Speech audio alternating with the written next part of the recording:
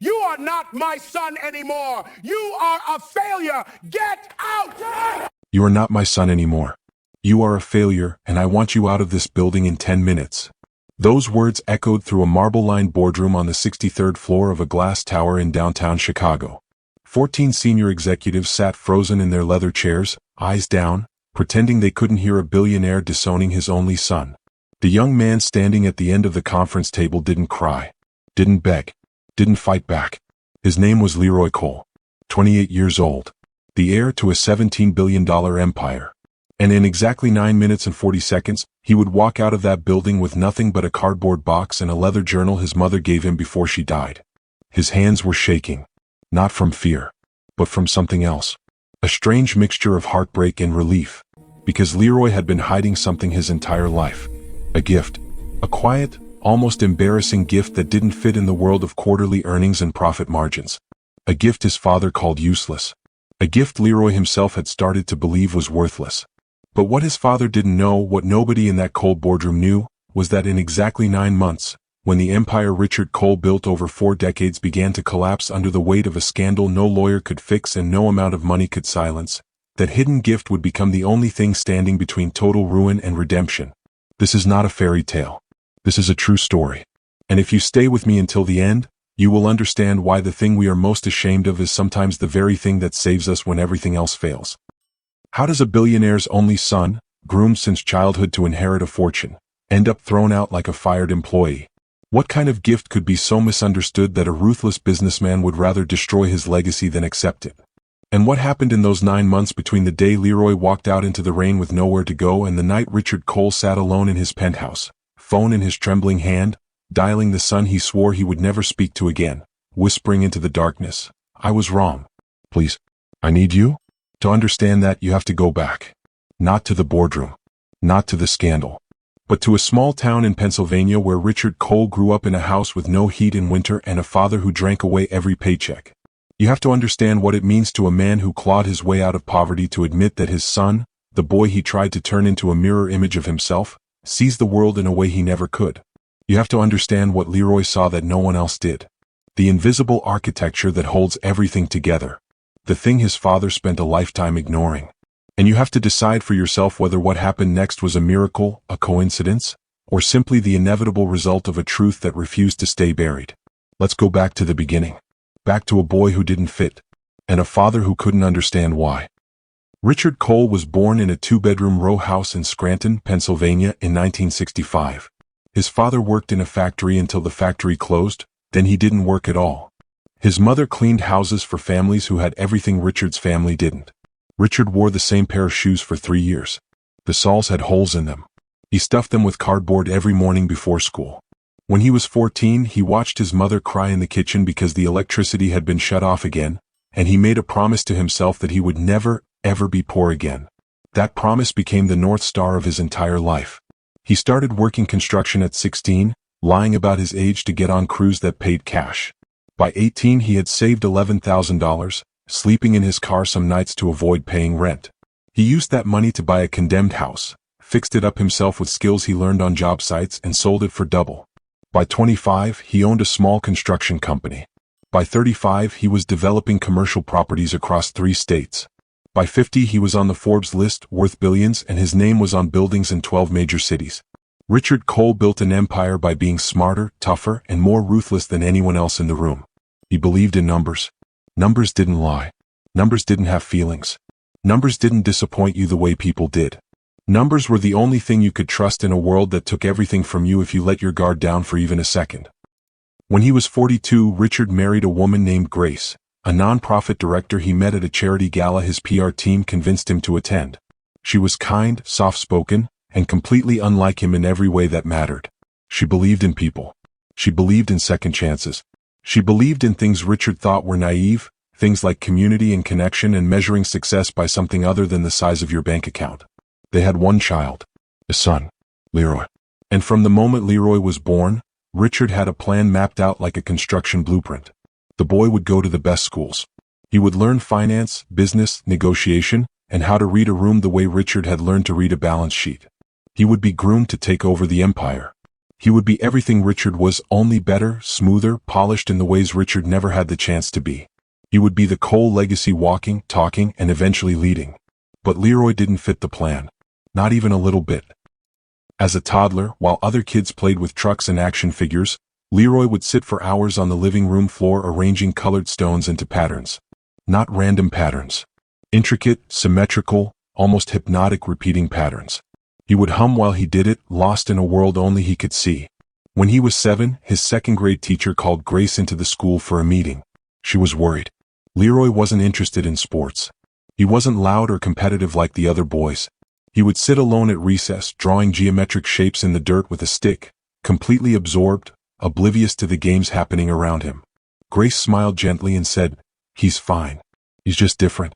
Some children see the world in ways we don't understand yet." Richard, when he heard about it, frowned and said, "Different doesn't build empires. Get him into soccer or something. He needs to learn how to compete." By the time Leroy was 12, it was becoming clear to anyone paying attention that he had a mind that worked in ways most people didn't understand. He could see patterns in everything. Numbers, yes, but not just numbers in the way his father understood them. Leroy could look at a crowd of people at a school assembly and predict, with eerie accuracy, which kids would become friends, which teachers were about to quit, which groups would form and which would fall apart. He could walk through a neighborhood and tell you which businesses would fail within 6 months, not because of their finances, but because of invisible fractures in trust and connection that no one else seemed to notice. Grace called it intuition. She told Leroy it was a gift. Richard called it useless daydreaming. "You can't put intuition on a balance sheet, son," he would say, voice heavy with disappointment. "In the real world, feelings don't pay the bills. Numbers do." Leroy tried desperately to make his father proud. He got good grades, straight A's in every subject. He went to Wharton Business School, Richard's alma mater, even though every class felt like learning a foreign language he had no interest in speaking. He studied finance, corporate strategy, and real estate development. He sat through internships at investment banks, wearing suits that felt like costumes, learning to talk about profit margins and quarterly projections in the flat, emotionless tone everyone in that world seemed to use. But at night, alone in his dorm room, Leroy would fill notebooks with something completely different. Maps. Not maps of streets or countries or real estate markets. Maps of people. He would chart relationships, influences, emotional currents. He would draw circles representing individuals, lines representing relationships, and colors representing the strength and quality of those bonds. He called them trust maps. If you looked at one of Leroy's notebooks, you might think it was abstract art. Beautiful, intricate, almost obsessive in its detail. But to Leroy it wasn't art. It was science. A science no one else believed in. A way of seeing the invisible infrastructure that held everything together, families, neighborhoods, businesses, even entire cities. When Leroy was 23, still in graduate school, Grace got sick. Pancreatic cancer, stage 4 by the time they found it. She died 6 months later, on a Sunday morning in October, in a hospice room with pale yellow walls and the smell of antiseptic that never quite covered the underlying scent of decay. She died holding Leroy's hand. Her last words to him, whispered so quietly he had to lean in close to hear them, were these: "Don't let him make you into someone you're not. Your gift is real, Leroy. Even if he can't see it. Especially if he can't see it." Richard didn't cry at the funeral. He stood at the graveside in a black suit, jaw tight, eyes dry, and when it was over he shook hands with the mourners and went back to work the next day. Leroy took a semester off from school. He couldn't focus, couldn't sleep, couldn't stop replaying his mother's last words in his mind. When he came back to finish his degree, something between him and his father had fundamentally broken, a crack that would only widen with time. Richard pushed harder. "Your mother's gone. You need to grow up now. You need to be ready. The company won't wait for you to figure yourself out." Leroy tried. He really did. He joined Cole Enterprises as a junior analyst, then associate director of community relations, then vice president of strategic development. He sat in meetings where men twice his age talked about human beings like they were line items on a spreadsheet. He reviewed contracts that legally erased entire neighborhoods. He nodded when Richard spoke, stayed quiet when he wanted to scream, and felt a little more of himself disappear every single day. But inside he was suffocating. He felt like he was watching himself from outside his own body, playing a role in a story someone else had written. And then one day he made a choice. Or maybe it wasn't a choice. Maybe it was the first honest thing he had done in years. Maybe it was his mother's voice finally louder than his father's. It was a project in Detroit. Cole Enterprises was planning to buy an entire city block of old warehouses near the downtown core, tear them down to the foundations, and build a high-end mixed-use development. Luxury condos, boutique retail, a rooftop restaurant with views of the river.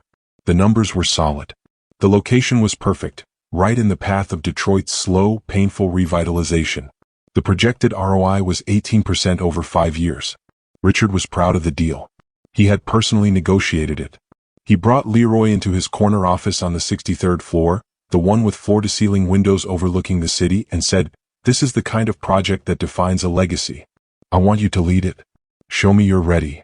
Leroy said, "I'd like to visit the site first. Walk the neighborhood. Get a sense of the area." Richard waved his hand dismissively. "We have all the reports. Demographics, traffic patterns, zoning. Just move the project forward. Time is money." But Leroy went anyway. He took 3 days off, told his assistant he was doing field research, and drove to Detroit alone. He didn't stay in a hotel. He rented a room in a small bed and breakfast 2 blocks from the warehouses. He walked the streets. He sat on benches. He talked to people not as the vice president of Cole Enterprises, but as a guy with a notebook and genuine curiosity. He met the owner of a corner diner, an older black woman named Ms. Diane who had been serving breakfast in that neighborhood for 32 years. She told him how the neighborhood had survived the recession, the riots, the factory closures, the decades of abandonment when the rest of the city wrote them off as a lost cause. She told him about the warehouses Richard wanted to demolish, how they were being used now by local artists who couldn't afford studio space anywhere else, by a small furniture manufacturer who employed 18 people from the neighborhood, by a community theater group that put on plays for local kids, by a church that ran a food bank out of the basement on Thursdays. Leroy took out his notebook. He started drawing. Not a financial model. A trust map. He sat in Ms. Diane's diner for hours, drinking burnt coffee and sketching the relationships between the businesses, the churches, the schools, the informal networks of neighbors who watched each other's kids and lent each other money and showed up when someone needed help moving or a ride to a doctor's appointment. He mapped the flow of trust through the neighborhood like a river system. And he saw something the market reports and demographic studies completely missed. This wasn't just a block of old buildings waiting to be redeveloped. This was the beating heart of a community. The warehouses weren't vacant. They were full. Full of life and purpose and the kind of social infrastructure that doesn't show up on any blueprint. If Cole Enterprises ripped it out, the whole neighborhood would hemorrhage. People would be forced to move. The small businesses that depended on foot traffic and local relationships would close. The church would have nowhere to run its food bank. The kids in the theater program would lose their stage. And the people who would move into the luxury condos Richard wanted to build? They wouldn't stay. Because without the community, without the trust networks, without the invisible threads that made the neighborhood a neighborhood and not just a collection of buildings, the area would become exactly what it had been 20 years ago. A beautiful, expensive shell. Empty. The project would fail. Not in year 1, maybe not even in year 2. But in year 3, maybe 4, the cracks would show. The investment would sour. Richard would have another development slowly dying on his portfolio, and another community would be destroyed in the process. The trust map showed it all clearly if you knew how to read it. Leroy went back to Chicago. He didn't sleep on the drive home. He spent the next week putting together a presentation. Not about profit, though he included those projections too. About people. About the invisible architecture that holds a neighborhood together. He showed the trust map in full color, explained every connection, every node, every fragile point. He proposed a completely different approach. Don't demolish the warehouses. Renovate them. Partner with the local businesses already there. Create mixed-income housing instead of luxury-only condos. Bring the community into the planning process as genuine stakeholders, not obstacles to be managed. It would take longer, yes. The profit margin would be smaller on paper. But it would last. It would build a legacy that wasn't just about money. It would be about being part of something that actually mattered, something that made the world better instead of just richer. Leroy presented it to Richard and the entire senior leadership team on a Monday morning in the main conference room. He had rehearsed for days. He spoke clearly, confidently, backed up every point with data. He showed photos of the people who would be displaced. He showed the trust map and explained how social capital, properly understood, was just as valuable as financial capital. When he finished, the room was completely silent. You could hear the hum of the air conditioning, the distant sound of traffic 63 floors below. Then Richard stood up, slowly. His face was red. His jaw was clenched so tight Leroy could see the muscles twitching. His voice, when he finally spoke, was low and cold. You went to Detroit for 3 days and came back with a social work project. This is a business, Leroy, not a charity. Leroy felt his heart pounding. Dad, I'm telling you, the numbers won't hold if the community collapses. I can show you the projections. Richard cut him off. I don't need you to show me anything. I need you to do your job. And your job is to execute the projects I give you, not turn them into some kind of feel-good experiment for people who don't understand how the world actually works. Leroy felt something crack deep inside his chest. Years of swallowing his words. Years of trying to fit into a shape that was never meant for him. This isn't about feel-good, Dad. This is about seeing what the spreadsheets don't show. About understanding that people aren't just obstacles or expenses. They're the foundation. And if you keep tearing out foundations to make room for profit, eventually the whole thing collapses. Richard took a step closer. The other executives looked away, suddenly fascinated by their phones and notebooks. Then maybe you don't belong in this business. Leroy looked his father in the eye. Maybe I don't. The room went completely still. Even the air seemed to stop moving. Richard's voice dropped to a whisper, which somehow made it worse. Are you quitting? Leroy took a breath. He thought about his mother. About her last words. About the trust map in his hands. No. I'm telling you the truth. I'm telling you we're making a mistake that's going to cost us more than money. And if you can't hear that, if you can't even consider it, then I don't know what I'm doing here. Richard's face went from red to white. His hands were shaking. And then he said the words that would change everything. Get out. Leroy blinked. What? Get out of my office. Get out of this building. You are not my son anymore. You are a failure, and I want you out of this building in 10 minutes. The words landed like physical blows. Somewhere in the room, someone gasped quietly. Richard turned to his CFO.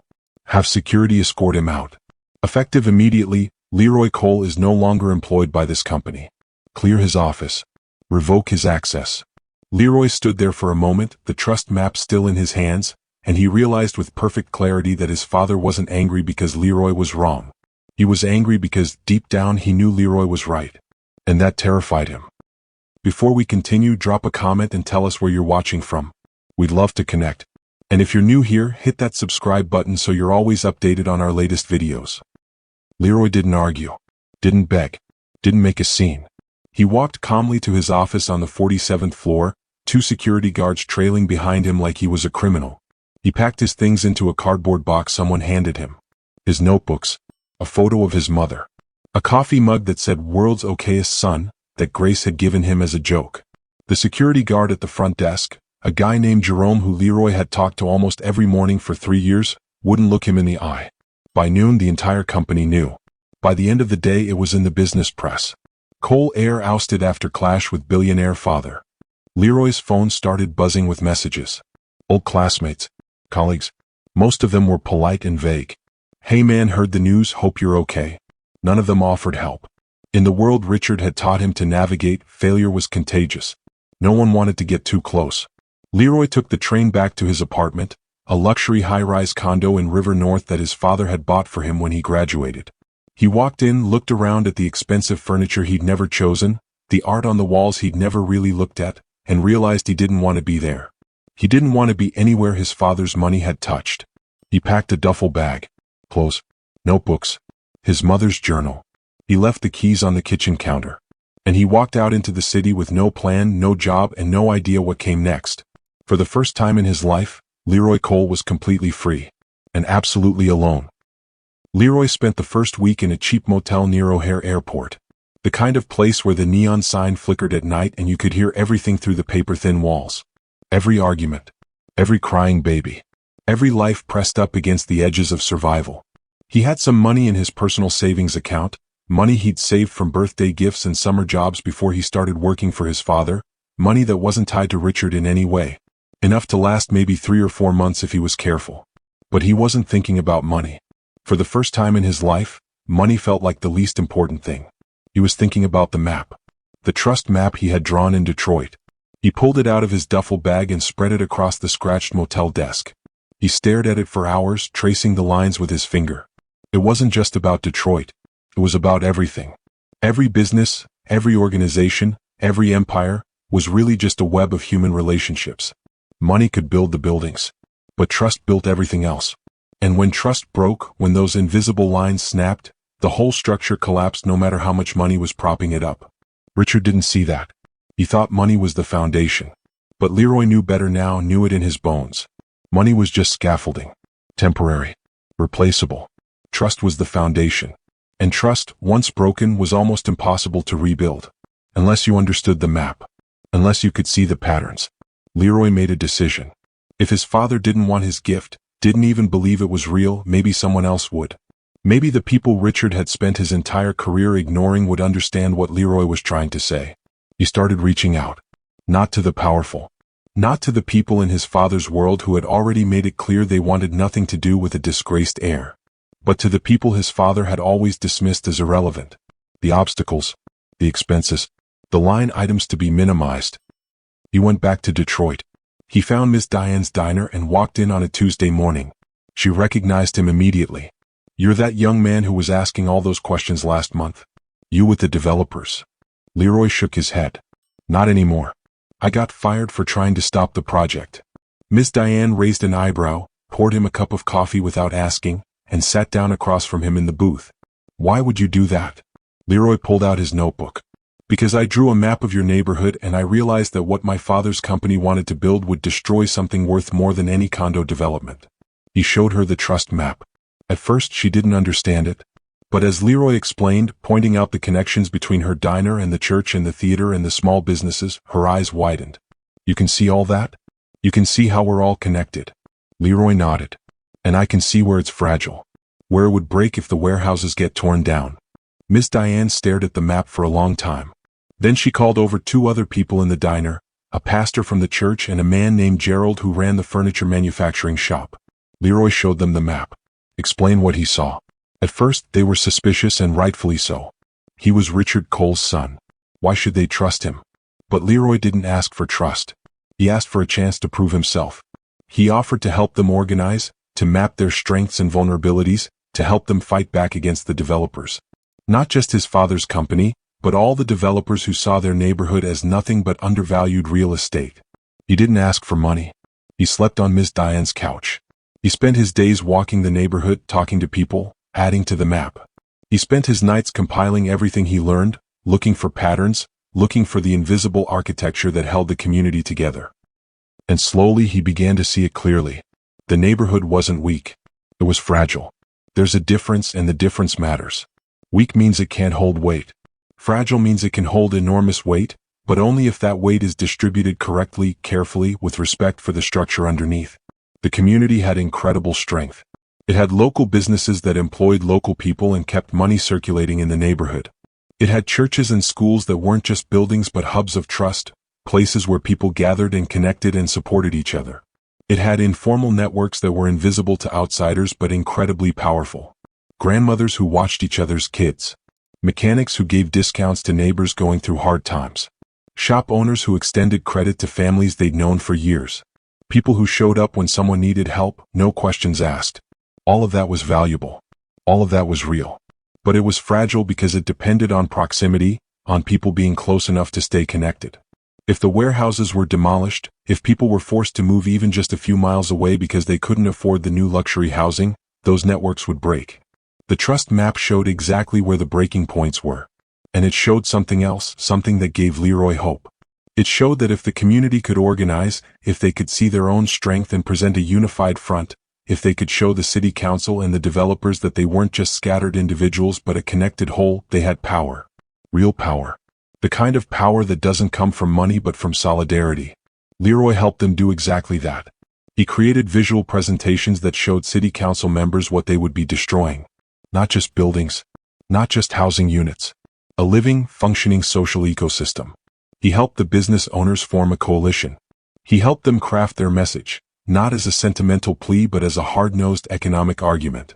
He showed them how to quantify the value of social trust, how to make visible what was usually invisible. It worked. The media picked up the story. Local news came out and interviewed Ms. Diane Gerald, the pastor. They told their stories. They showed Leroy's maps. The city council meeting was packed. Standing room only. And when the vote came, the council delayed the project pending further community input. 3 months later they voted it down completely. Cole Enterprises lost the deal. Richard was furious. It was a public embarrassment, a rare and very visible defeat. The business press covered it extensively. And they mentioned Leroy. Sources indicate that Richard Cole's estranged son was involved in organizing the community opposition. Richard saw the article. He read it 3 times, jaw clenched, alone in his office. He didn't call Leroy, but he didn't forget. Meanwhile, word spread. A neighborhood in Cleveland reached out to Leroy through Ms. Diane. They were facing a similar situation, a corporate developer trying to buy up properties and gentrify them out of existence. Then a small town in Ohio. Then a community group on the south side of Chicago. They all had the same problem. Big money treating them like obstacles instead of people.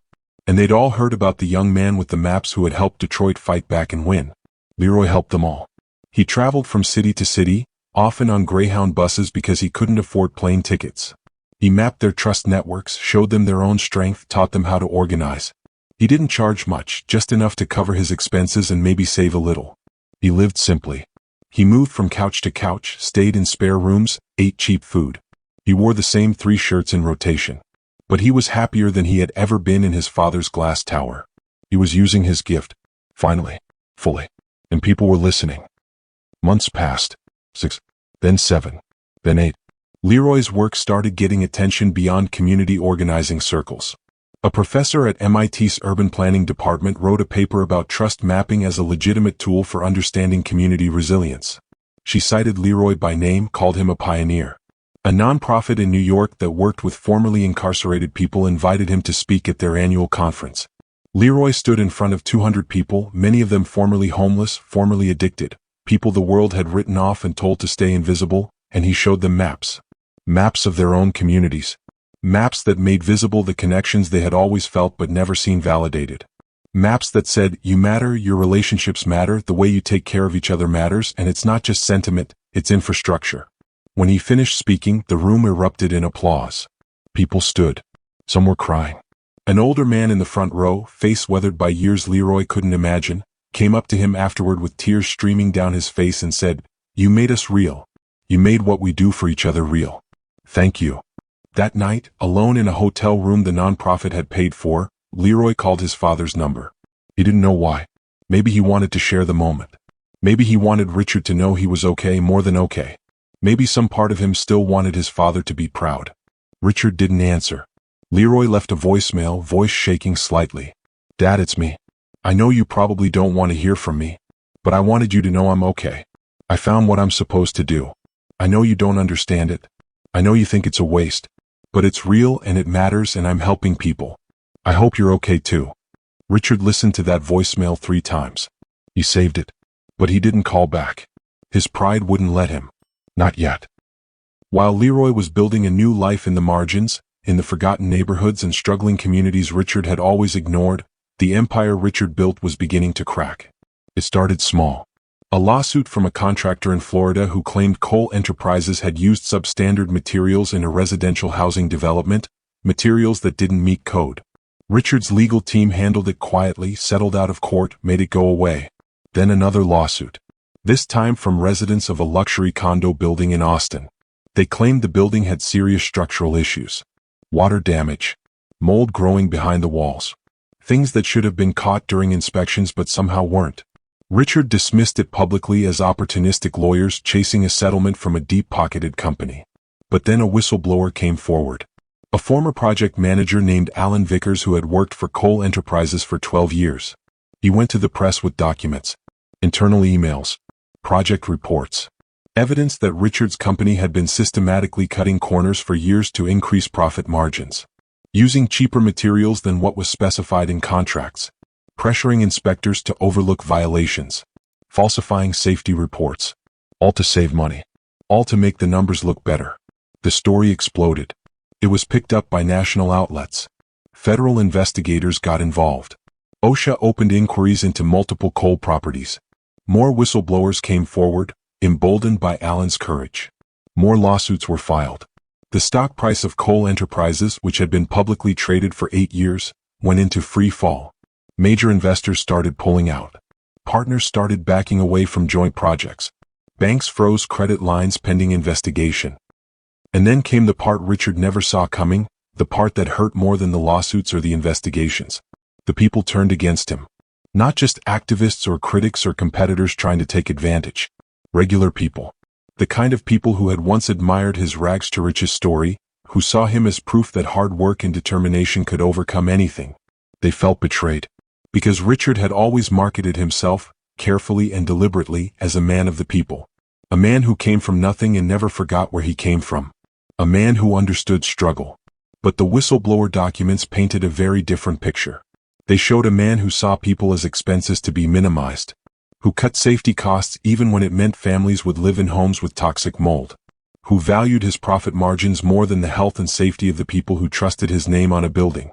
The backlash was massive and swift. Protests outside Cole properties in 6 cities. Boycotts. A social media campaign that went viral, people posting photos of problems in Cole-built housing with the hashtag Avery Cuts Corners. Richard's face, which had once been associated with success and the American dream, became a symbol of corporate greed. He hired the best crisis management firms money could buy. The best PR teams. The best lawyers. And nothing worked. Because the problem wasn't legal or financial, not really. It was human. People didn't trust him anymore. And once trust is gone, no amount of money can buy it back. No amount of spin can manufacture it. Trust has to be earned, slowly, through consistent action over time. And Richard had spent decades destroying it in the name of efficiency and profit. Richard's board of directors called an emergency meeting. They told him, in the polite but firm language of corporate power, that he needed to step down. Temporarily, they said. Just until the scandal blows over. Just to give the company a chance to rebuild its image. Richard refused. I built this company from nothing. I'm not walking away because of some bad press and a few disgruntled employees. But he didn't have a choice, not really. The board voted. 15-2. Richard was out as CEO, effective immediately. For the first time in 30 years, Richard Cole had nothing to do. He sat in his penthouse apartment, alone, watching news coverage of his own downfall on multiple screens. He couldn't look away. It was like watching a building collapse in slow motion, a building he'd spent his entire life constructing. He thought about calling Leroy.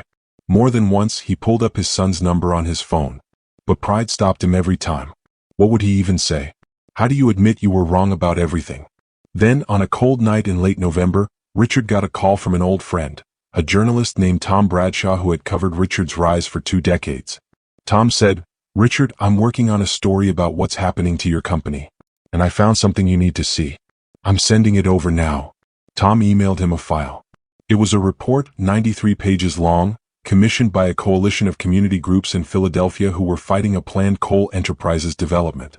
The report was titled, "The Human Cost of Extraction-Based Development, a Case Study of Coal Enterprises."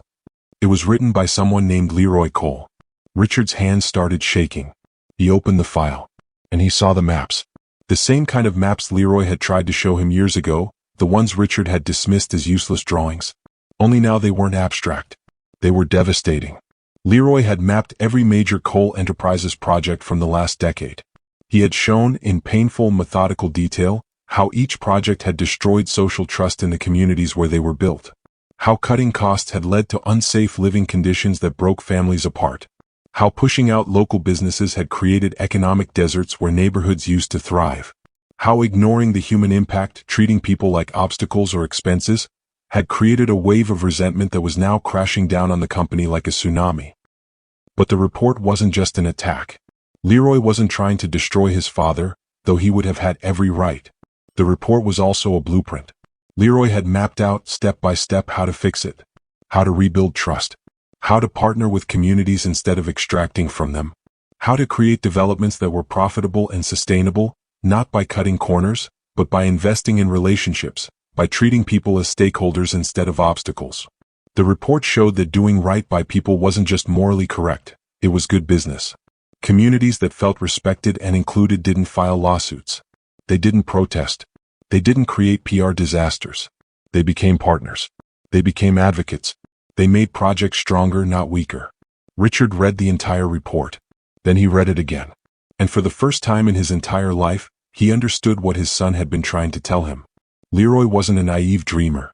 He wasn't weak or soft or unprepared for the real world. He was seeing something Richard had been blind to his entire career. He was seeing the foundation underneath the foundation.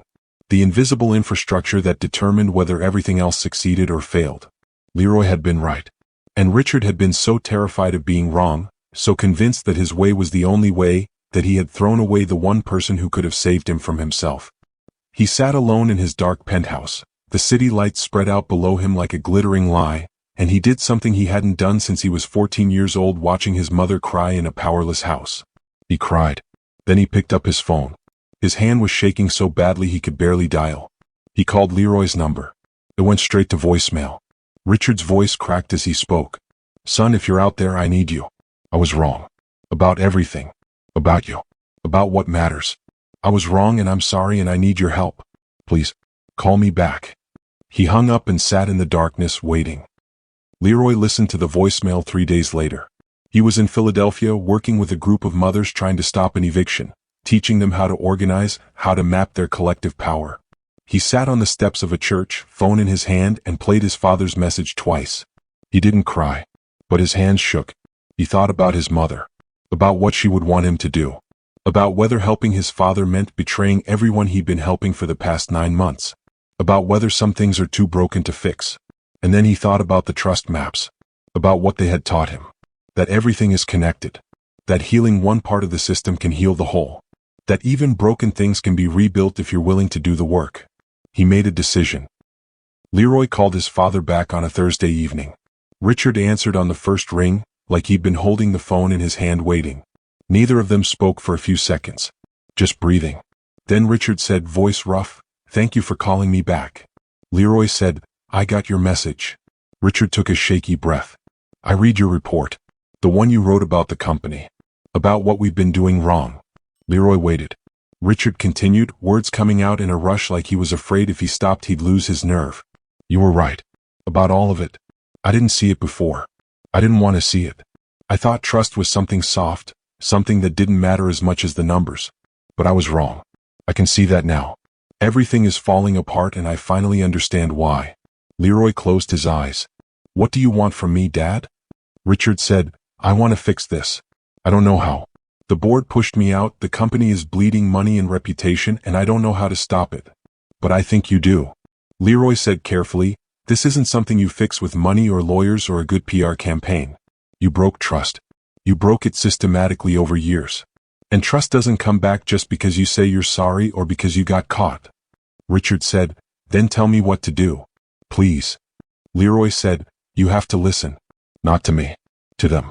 To the people you hurt. The communities you treated like they didn't matter.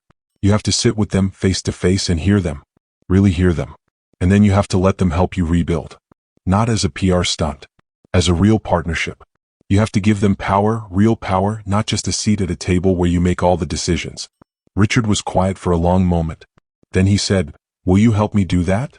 Leroy said, "On one condition." Richard said, "Anything." Leroy said, "You give me full authority to lead the restructuring. No interference. No second guessing. No overruling me when I make decisions you don't like. You trust me the way you should have trusted me years ago." Richard said without hesitation, "Okay. Yes. Whatever you need." Leroy didn't expect it to be that easy. But he heard something in his father's voice he had never heard before in his entire life. Humility. Brokenness. The sound of a man who had finally run out of answers and was willing to listen. Over the next 6 months, Leroy became the public face of Cole Enterprises' restructuring effort. The board, desperate and out of options, gave him the authority Richard had promised. Leroy didn't sugarcoat anything. He didn't make excuses. He traveled to every community where Cole Enterprises had built projects. He sat in church basements and community centers and people's living rooms. He listened to their anger, their hurt, their stories of what it felt like to be ignored and exploited. He apologized. Not with the careful, legally vetted language of a corporate PR statement, but with plain, honest words. "We were wrong. My father was wrong. I was part of it too and I'm sorry. We treated you like you didn't matter, and that was a failure of vision and morality. I can't undo the harm. But I want to try to do better going forward." Some people were angry. Some didn't believe him. Some told him to get out and never come back. But others, enough others to matter, saw something in Leroy they had never seen in his father. They saw someone who genuinely cared. Someone who had walked away from wealth and power to help people like them. Someone whose maps showed that he actually saw them, saw their connections and their strength and their value. Slowly, painfully, one conversation at a time, trust began to rebuild. Not everywhere. Not completely. But in enough places to matter. Leroy created a new framework for how Cole Enterprises would operate going forward. Every project would now include a mandatory community trust assessment before breaking ground. Local residents would have real seats at the planning table, not token representation but actual decision-making power. A percentage of profits from every development would go back into community-controlled funds. Safety standards would be transparent and independently verified by third parties. Workers would have protection to report problems without retaliation. It wasn't charity. Leroy was very clear about that. It was good business. Because projects built on trust didn't face lawsuits, protests, delays, or boycotts. They had community support. They lasted. They appreciated in value instead of depreciating as neighborhoods declined. The numbers long-term were actually better. It just required patience and a willingness to share power. Richard watched from the sidelines. It was hard for him, maybe the hardest thing he'd ever done. Every instinct screamed at him to jump in, to take control, to manage. But he had made a promise. So he stayed back. He attended some of the community meetings, sitting in the back, not speaking unless asked a direct question. He watched his son do things he never could. Navigate conflict with grace. Build bridges where Richard had burned them. Turn people who had every reason to hate the Cole name into cautious, conditional partners. One evening, about 7 months after that first phone call, Richard and Leroy visited a project together in Detroit. The same neighborhood Leroy had tried to save years ago. Cole Enterprises, under Leroy's leadership, had partnered with the community coalition to renovate the warehouses instead of demolishing them. Miss Diane's diner was still there, now expanded with a new dining room. The community theater had a renovated space with real lighting and sound equipment. Local artists had affordable studios. And yes, there were also new residential units. But they were mixed income. Some market rate to make the project financially viable. Some affordable housing for people who already lived in the neighborhood. The development was thriving. Miss Diane saw them through the window and came outside, wiping her hands on her apron. She hugged Leroy like he was family. Then she turned to Richard. She didn't hug him.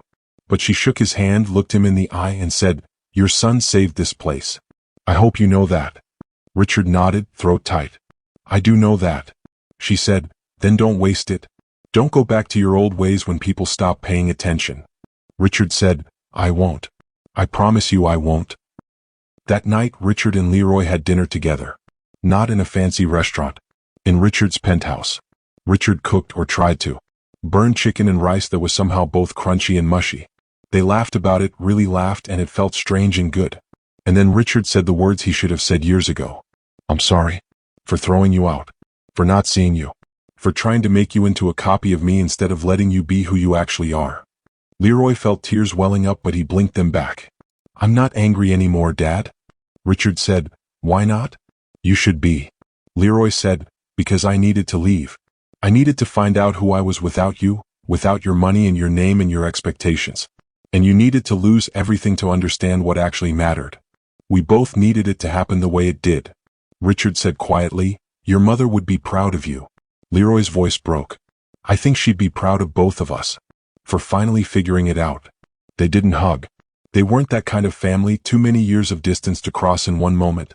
But they sat together in comfortable silence for the first time in Leroy's entire life, and it felt like something had been set right. Like a bone that had been broken was finally healed. Not perfect, but whole. So let me ask you something. If you were Leroy, would you have gone back? Would you have helped the father who called you a failure and threw you out of his building, who couldn't see your gift until his entire world was falling apart and he had nowhere else to turn? Or would you have let him fall and built your own life far away from his shadow? And if you were Richard, do you think you could have done what he did? Could you have admitted you were wrong after a lifetime of being right, of trusting only yourself and your own judgment? Could you have stepped back and let your child lead, knowing you might never get your power back? Here's what I want you to think about, really sit with. How many of us have a gift we're hiding because the people we love most don't understand it, don't value it, maybe even mock it? How many of us are trying to fit into a life someone else designed, wearing a shape that was never meant for us? And how many of us are so terrified of being wrong, of not having all the answers, that we'd rather lose everything than admit we can't see the whole picture? Leroy's gift wasn't magic. It wasn't supernatural. It was just the ability to see what most of us ignore because it doesn't show up on a balance sheet. The invisible threads that connect us.